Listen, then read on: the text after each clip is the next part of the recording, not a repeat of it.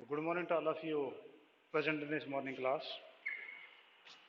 Day before yesterday, our chapter number 9, journal entry was in progress, and I think today this chapter will be closed. आपके पास एक ही registration बचा था इसमें, तो आपका लास्ट जो रेजिस्ट्रेशन 30th रेजिस्ट्रेशन है, पेज नंबर 9.55, यानी इस चैप्टर का जो चैप्टर नंबर 9 है और इसमें 55 जो पेजेज है उसके ऊपर जो ये है आपका last registration. Rectify the following entries, assuming that the narration in each case is correct. आप जो एंट्रीज को रेक्टिफाई करिए और ये मान के चलिए कि नरेशन यहाँ पर हर जगह सही है, यानी ये जो एंट्री पास की हुई है वो हो सकता गलत हो, पूरी गलत हो सकती है, आधी गलत हो सकती है, पर नरेशन इसके करेक्ट है, उसकी वजह से आपने करना है. यानी आप नरेशन पे जाएंगे, बाकी आपसे कोई मतलब नहीं है. एंट्री सही है तो सही है, गलत तो सही कर दोगे आप. ठीक है. Purchase of machinery and payment it's carriage. ठीक है. आपने मशीनरी परचेज की और उसमें किराया भी हमने पे किया. ये टोटल अमाउंट हो गया परचेज का 40,000 और कैरेज का 2,000. और ये मशीनरी है तो मशीनरी तो ये आपकी कैपिटल एक्सपेंडिचर है, तो आपके यहाँ पर एक एंट्री बनेगी और वो बनेगी machinery account debit 42,000. Machine account debit to machine account debit to machine account debit 42,000 और to cash 42,000. To cash account 42,000. Machine account debit to cash account 42,000. ये आपकी एंट्री बनती है. तो यहाँ पर आपका मशीनरी जो है उसमें करेक्शन जो देखो, वहाँ पर इसमें जो दे रखा था purchase account debit, carriage account debit, but purchase word is used for only the goods. But here is the machinery. It means it is not an goods, it is an asset. तो यहाँ पर आपकी entry होगी machine account debit to cash account 42,000 और नीचे आप narration लिख दोगे machinery purchased and carriage paid on it. ठीक है जी. नेक्स्ट पे आओ. नेक्स्ट में क्या कि आपका जब purchase account debit to cash, goods purchase for 25,000 and paid cash 200. तो यहाँ पर हम देखें तो यहाँ पर इस बंदे ने क्या गड़बड़ कर दी कि परचेजेज के अंदर ही इसने फ्रेट जो शामिल कर दिया, किराया शामिल कर दिया, पर ये तो आपका जो गुड्स हैं तो यहाँ पर आपका अलग अलग होगा. तो परचेज आपके 25,000, कैरेज 200 का है, तो आपकी एंट्री बनेगी परचेजेज अकाउंट डेबिट,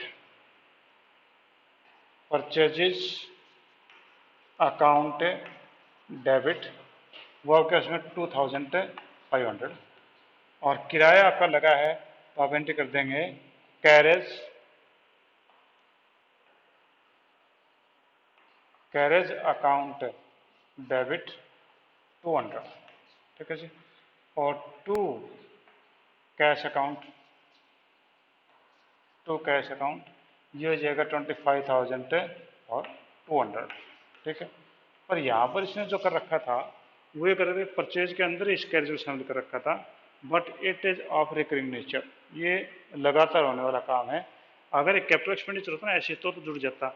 ये तो मशीनरी एसेट है पर ये तो गुड्स हैं, तो गुड्स में हमेशा कैरेज अलग से लिखा जाएगा. ठीक है. नेक्स्ट में आते हैं cash account debit to sales to newspaper. आपने जो है माल बेचा है. ठीक है.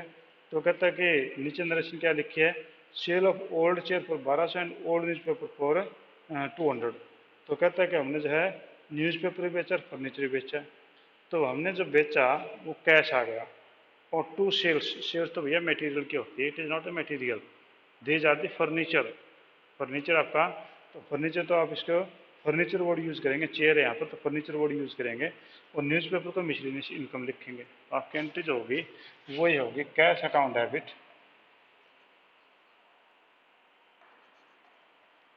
कैश अकाउंट डेबिट वो आपके उसमें गया 1,400. क्या क्या बेचा था हमने बेचा था to cheer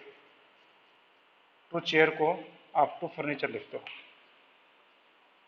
to furniture account, furniture आपके पास में हो गया 1,200 और टू मिसलेनियस रिसीट्स या मिसलेनियस इनकम बोल दो, वो हो गए 200 क्योंकि न्यूज़पेपर बेचे थे. ठीक है. तो कैश अकाउंट डेबिट. ठीक है. टू फर्नीचर अकाउंट क्योंकि चेयर बेची थी. और 2 मिसलेनियस रिसीट्स या मिसलेनियस इनकम के वर्ड यूज कर सकते हैं आप, ठीक है, वो होगा 200। तो ये आपकी एंट्री हो जाएगी इस प्रकार से। तो यहाँ पर जो आपका जो गलती थी वो सेल वर्ड के ऊपर गलती थी, ठीक है। अगला करें कि cash account debit to Rakesh account 3500। नीचे नरेशन दे रखे amount receive from Rakesh which was return of bad debts previous year. हमने जब पहले साल में जब वो बैड डेट्स हो गए थे ये राकेश वाले पैसे, अब वो पैसे मिल गए, तो इसमें एंट्री लिख रखी है cash account debit to Rakesh. तो राकेश का तो कोई मैटर नहीं क्योंकि the amount has become bad debts now it we are record it. अब ये पैसा मिल गया हमें, तो हमारे पास में एंट्री जाएगी कैश अकाउंट डेबिट 3500 और 2 bad debts recovered, 2 bad debts recovered account, ठीक है, 3500 ये होगा। तो यहाँ पर आप देखो कि in book Rakesh word is used here, but Rakesh word can not be used because these are the bad debts recovered, क्योंकि जो पैसा डूबा हुआ था वो हमें मिल गया। ये प्लीज अपना बंद करिए, जो भी हैं जिनका स्पीकर ऑन है इससे डिस्पेंस होते हैं, उस तक कूलर के सामने आप चले गए हो।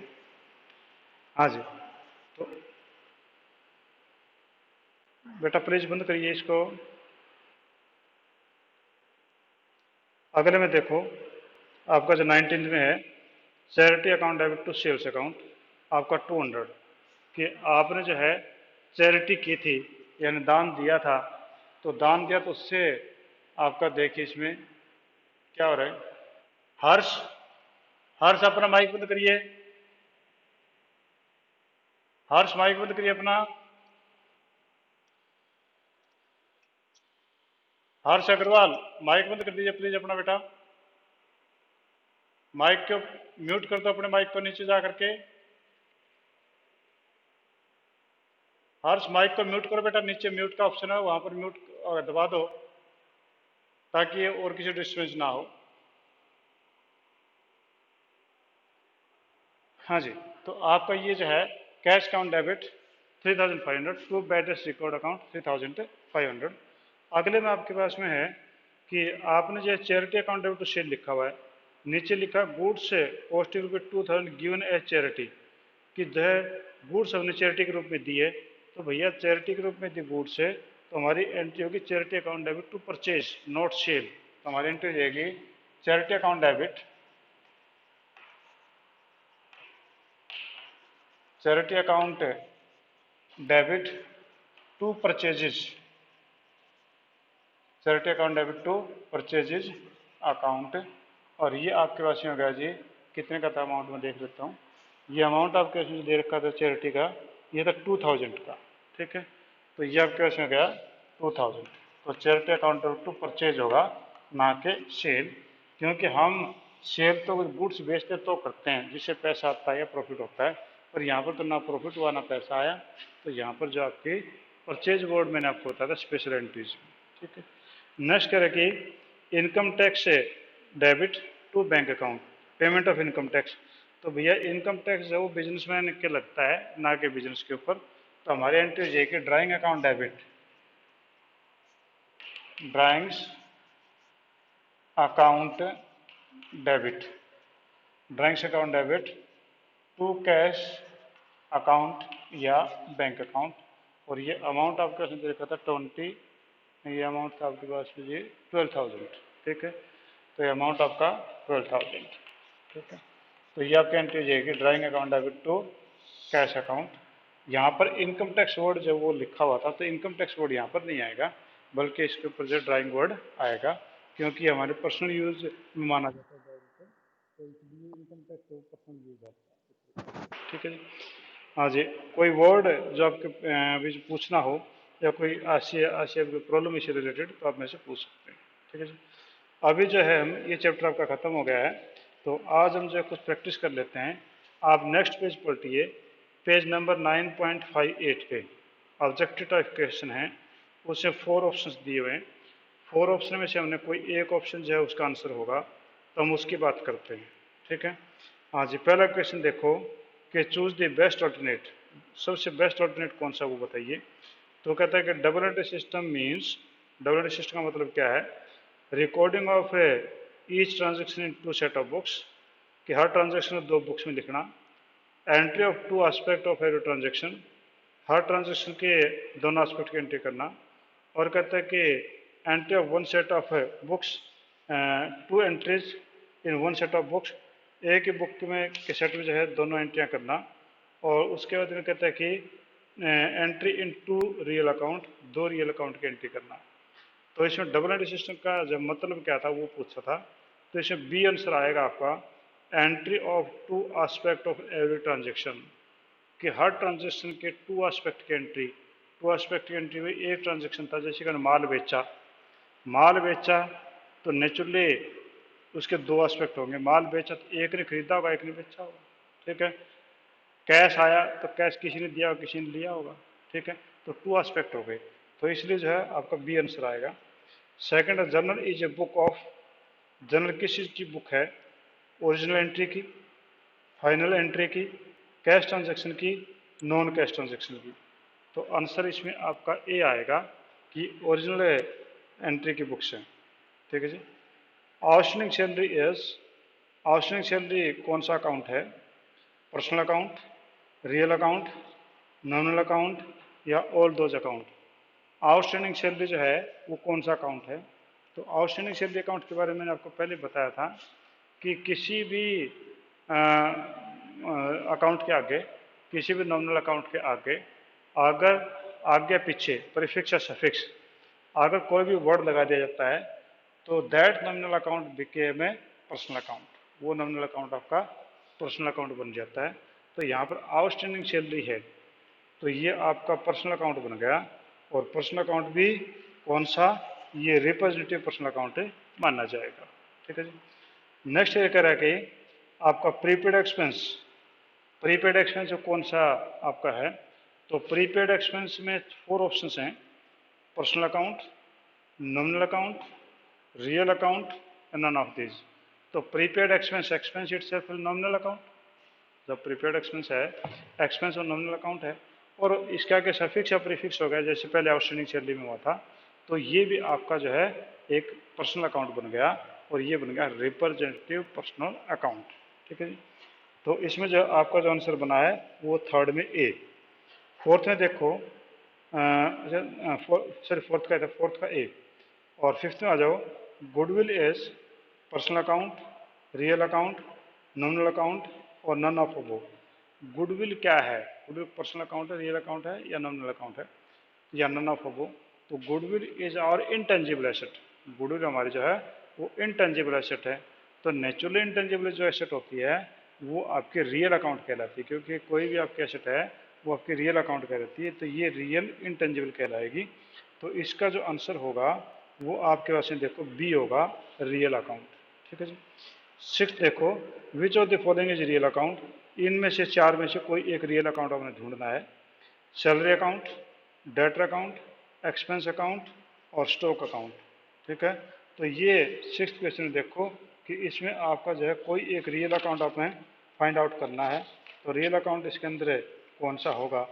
तो इसमें जो आपका देखें तो स्टॉक जो है वो आपका रियल अकाउंट है, क्योंकि स्टॉक को हम देख सकते हैं, छू सकते हैं, तो आपका स्टॉक जो है रियल अकाउंट होगा। जबकि परचेज आपका जो है वो आपका होता है नॉमिनल अकाउंट, जबकि स्टॉक आपका जो है वो रियल अकाउंट है, ठीक है। हाँ जी, अगले में आ जाओ, which of the following is nominal account? इनमें से कौन सा नॉमिनल अकाउंट है? गुडविल अकाउंट, रेंट अकाउंट, तो इसमें रेंट अकाउंट आपका बिल्कुल सही हो। आपका बी जो रेंट अकाउंट जो है वो आपका होगा नॉमिनल अकाउंट, क्योंकि ये आपका एक्सपेंस है, ठीक है। अगले में देखो, ड्राइंग क्या है? Drawing is personal account, real account, nominal account और नन ऑफ द अबव। तो ड्राइंग जो है पर्सनल अकाउंट है, क्योंकि drawing is the code word for the owner. Capital और drawing both are the personal account. जब when the businessman introduce into the business, when the businessman introduce money into the business to earn the profit, that is called as capital. And when the businessman withdraw the money from the business for his personal use, then it is called a drawing. तो capital और drawing both are for the owner, तो owner तो ये आपका personal account माना जाएगा। Capital कौन सा अकाउंट है? तो अभी मैंने बताया ही है कि कैपिटल आपका जो है वो भी आपका पर्सनल अकाउंट है, क्योंकि ड्राइंग और कैपिटल सेम चीज़ है। Debit what comes in and credit what goes out is the rule of. तो कौन से का रूल है ये? पर्सनल का, ये बिल्कुल सही है आप, रियल का अकाउंट का ये कि debit what comes in credit what goes out. ठीक है। अगला करें कि rule the debit the receiver and credit the giver is related to personal account, real account, nominal account और नन ऑफ द अबोव। हाँ जी, किसका हो सकता है? बोलिए भूमि। भूमि आई क्या? पर्सनल अकाउंट का रूल है ये, debit the receiver credit the giver, आपका पर्सनल अकाउंट का रूल होता है। ठीक है जी। अगला करें कि outstanding expenses as artificial personal account, representative personal account, natural personal account और अबोव ऑल कौन सा होगा? इशिता कौन सा होगा ये? इशिता उठ गई क्या? या ही नहीं? हाँ जी, कोई भी बता दो कौन सा अकाउंट होगा आउटस्टैंडिंग एक्सपेंसेस। रिप्रेजेंटेटिव पर्सन, हाँ आरपीए होगा, रिप्रेजेंटेटिव पर्सनल अकाउंट होगा, क्योंकि इट रिप्रेजेंट इन क्लास, ये किसी क्लास विशेष को प्रेजेंट करता है। ठीक है जी। नेक्स्ट पे आप आइए, rule the debit the expenses and losses credit the all the incomes and gains applies to, ये किस पे लागू होता है? ये रूल किसका है? Nominal account, real account, personal account. हाँ, नॉमिनल अकाउंट बिल्कुल सही है आपकी बात कि ये आपका रियल अकाउंट, नॉमिनल अकाउंट का रूल है। Example of personal account as sales account, goodwill account, interest account, accrued interest account. ये तीन आपके पास दिए हुए हैं। एक्रूड इंटरेस्ट अकाउंट होगा क्योंकि एक्रूड इंटरेस्ट, इंटरेस्ट हमारा नॉमिनल अकाउंट होता है और नॉमिनल अकाउंट के प्रीफिक्स या सफिक्स कुछ हो जाए तो then it became a personal account. तो ये आपका एक्रूड इंटरेस्ट जो पर्सनल अकाउंट बन गया जी। Example the natural personal account, natural personal account का एग्जाम्पल है, आप बताइए एग्जाम्पल। हाँ, natural personal account, bank account, drawing account और आउटस्टैंडिंग रेंट अकाउंट और दिल्ली यूनिवर्सिटी अकाउंट, कौन सा अकाउंट होना चाहिए? नेचुरल पर्सन जो, जिसको भगवान ने जन्म दिया भगवान ही मार सकता है, तो इसमें कौन सा अकाउंट है? बैंक। हाँ नहीं, बिल्कुल सही है ड्राइंग, क्योंकि बैंक आपका आर्टिफिशियल है। ड्राइंग जो है वो that is code word for the owner, तो naturally owner is a natural person. ठीक है। आउटस्टैंडिंग रेंट जो है वो भी आपका हालांकि पर्सनल अकाउंट तो है पर नेचुरल नहीं है। ठीक है। दिल्ली यूनिवर्सिटी अकाउंट वो भी आपका जो है आर्टिफिशियल अकाउंट है। Example of artificial personal account is capital account, debtor account, bank account, prepaid account. तो ये कहते हैं कि आप बताओ कि इसमें जो 16th क्वेश्चन है इसमें कौन सा आपका होगा, यानी आपका आर्टिफिशियल पर्सन कौन सा, बनावटी व्यक्ति कौन सा होगा? कैपिटल अकाउंट, ये तो नेचुरल था, नहीं था। डेटर अकाउंट, डेटर भी आदमी होता, नहीं हो सकता। बैंक अकाउंट, बिल्कुल सही है, बैंक अकाउंट, बैंक अकाउंट ही होगा क्योंकि ये आपका जो है आर्टिफिशियल पर्सनल अकाउंट है। और प्रीपेड एक्सपेंस अकाउंट जो है वो है तो आपका पर्सनल अकाउंट, पर वो आपका रिप्रेजेंटेटिव पर्सनल अकाउंट है, ना कि आर्टिफिशियल पर्सनल अकाउंट। ठीक है जी। नेक्स्ट पे आइए कि example of representative personal account is outstanding expenses account, prepaid expense account, accrued commission account, all the above. ये आपके तीन दे रखे हैं और चौथा ऑल दी अबो। तो बताइए कि इसमें जो है ये सारे ही रिप्रेजेंटेटिव पर्सनल अकाउंट हैं क्योंकि सभी के आगे प्रीफिक्स या सफिक्स से आपका लगा हुआ है, तो सारे के सारे माने जाएंगे। ठीक है जी। अगले में देखो, अगले में purchase of goods from Raghu और cash will be credited to, कि परचेज जो हमने की थी रघु से, कि purchase of goods from Raghu for cash will be credited to purchase account, Raghu's account, cash account या गुड्स अकाउंट। ठीक है। इन चारों में से आप बताइए कि किसके अंदर जाएगी? कि purchase of goods from Raghu for cash will be credited to, यानी यहाँ पर purchase account debit to cash होगा, तो कहता है कि आपका जो है क्रेडिट कौन हो रहा है? तो क्रेडिट कौन सा अकाउंट होगा? क्रेडिट अकाउंट ये था कि कौन सा अकाउंट यहाँ पर क्रेडिट होगा, तो परचेज अकाउंट तो डेबिट ही होगा, तो कैश अकाउंट ही क्रेडिट है। बिल्कुल सही है आप कि आपका जो कैश अकाउंट आपका क्रेडिट होगा। ठीक है जी। अगला अगर परचेज ऑफ मशीन और cash will be debited to, आपने मशीन जब परचेज की थी कैश में, तो कैश में परचेज की, तो आप बताइए कि किसको डेबिट करें? पहला आपका cash account, purchase account, machine account या नन ऑफ द अबव? किसको करें डेबिट? मशीन को, क्योंकि ये it is an asset, asset है तो एसेट का हमेशा नाम लिखेंगे, यहाँ पर परचेज वर्ड नहीं आएगा क्योंकि मशीन इज आवर एसेट, तो मशीन को हम डेबिट करेंगे। ठीक है जी। अब 20वें पे आ जाओ। 20वें कह कि cash withdraw by the proprietor for personal use will be credited to. जब मालिक ने जो है वो कैश निकाल दिया पर्सनल यूज के लिए, तो पर्सनल यूज के लिए निकाल दिया, तो आप बताइए डेबिट किसको ये कह कि cash withdraw by the proprietor for the personal use will be credited, credit किस चीज़ को करें? क्योंकि मालिक ने पैसा निकाला है तो ड्राइंग तो होगी, ड्राइंग डेबिट होगी, तो कहता है क्रेडिट फिर किसको करें?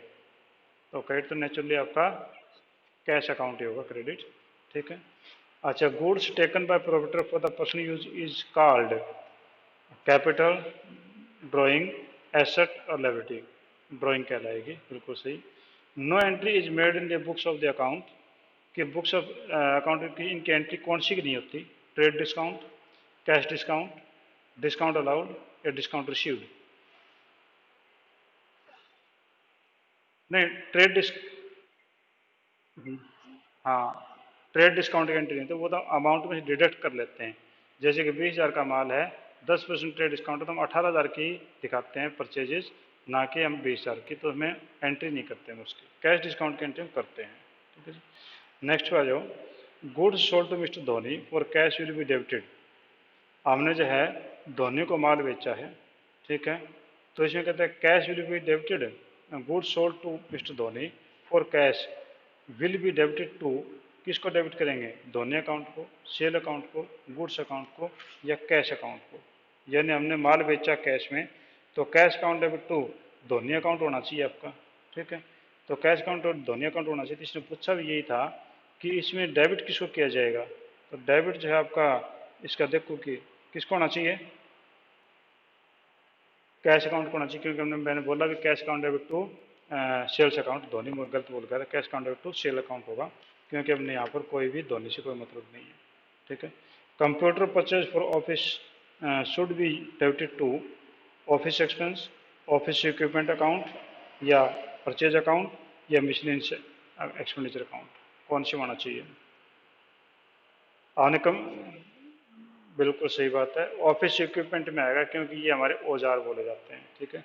और कोई बच्चे वो बोलो भाई, संदीप जांगड़ा आप आवाज़ नहीं दे रहे, ये दो ही बच्चे बोल रहे हैं, भूमि और कनिष्क के बोल रहे हैं, कोई बोल ही नहीं रहे। Which account will be credited on giving the goods A charity, कि जब हमें चैरिटी के ऊपर माल देते हैं तो कौन से अकाउंट को क्रेडिट करते हैं?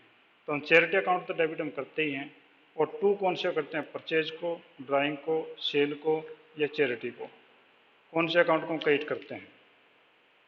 हाँ जी रित, परचेज अकाउंट को क्रेडिट करते हैं, स्पेशल एंट्रीज में बताया था, ये परचेज अकाउंट हम क्रेडिट करेंगे। ठीक है। On taking goods for the person use of proprietor, the account debited will be purchase account, sale account, debit drawing account या कैपिटल अकाउंट? जब ऑनर जो है गुड्स विड्रॉ कर लेता है तो डेबिट कौन सा होगा? क्रेडिट तो हमें पता परचेज होगा, तो डेबिट हम किसको करेंगे? ये ड्राइंग को डेबिट, हाँ ड्राइंग को हम डेबिट करेंगे, तो हमारे एंट्री ये कि ड्राइंग अकाउंट डेबिट है और टू परचेज अकाउंट। ठीक है जी। नेक्स्ट पे जी, नेक्स्ट में करें कि आपका wages paid on the installation of new machinery will be debited to. हमने नई मशीनरी तो उसमें इंस्टॉल किया, उसे वेजेस पे किए, तो हम किसको डेबिट करेंगे? वेजेस अकाउंट को, रिपेयर अकाउंट को, मशीनरी अकाउंट को या कैपिटल अकाउंट को? किसको करना चाहिए? मशीनरी अकाउंट को, क्योंकि ये आपकी कैपिटल एक्सपेंडिचर है, मशीन के अंदर जुड़ जाएगा। ठीक है जी। Rent pay to landlord should be debited to. हमने रेंट पे किया था लैंडलॉर्ड को, उसमें डेबिट किया जाना चाहिए किसको? ड्राइंग अकाउंट को, लैंडलॉर्ड अकाउंट को, रेंट अकाउंट को या पर्सनल अकाउंट को? हमने रेंट अकाउंट को, हमने जो है रेंट पे किया लैंडलॉर्ड को। लैंडलॉर्ड कोई भी हो सकता है, हमें कोई मतलब नहीं, हमारा तो किराया ही है, हम तो आज इस बिल्डिंग में बैठे कल किसी और में होंगे, तो इसलिए किराया है, तो हम यहाँ पर एंट्री करेंगे आपका जो है rent account debit to cash account. ठीक है। हाँ जी, on selling the old newspaper account भी क्रेडिटेड, कौन से अकाउंट को क्रेडिट करेंगे? सेल्स अकाउंट को, मिसलेनियस इनकम अकाउंट को या गुड्स अकाउंट को या आपका जो है कैश अकाउंट को? क्रेडिट मिसलेनियस इनकम अकाउंट वो करेंगे, क्योंकि cash account debit to miscellaneous account का हमारी एंट्री होती है। ठीक है जी। हाँ जी, लास्ट हम 30th करते हैं।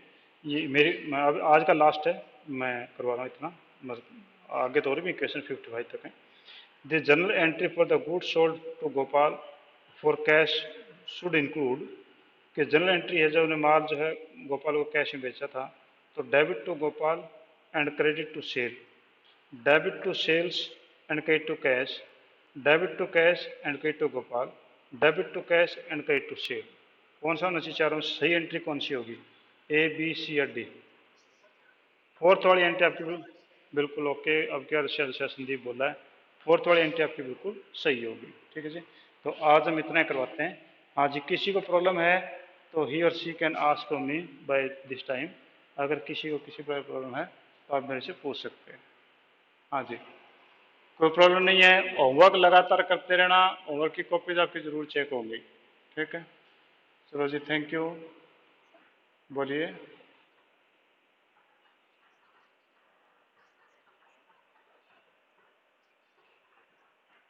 वो कोई फर्क नहीं पड़ता। नहीं, मैंने बिजनेस स्टडी का पेपर चेक करूंगा या हार्ड कॉपी, क्योंकि सॉफ्ट कॉपी चेक करके मैं मार्क्स आपको अलॉट कर चुका हूँ। ठीक है, उससे कोई फर्क नहीं पड़ने वाला। हाँ, बोलिए बोलिए।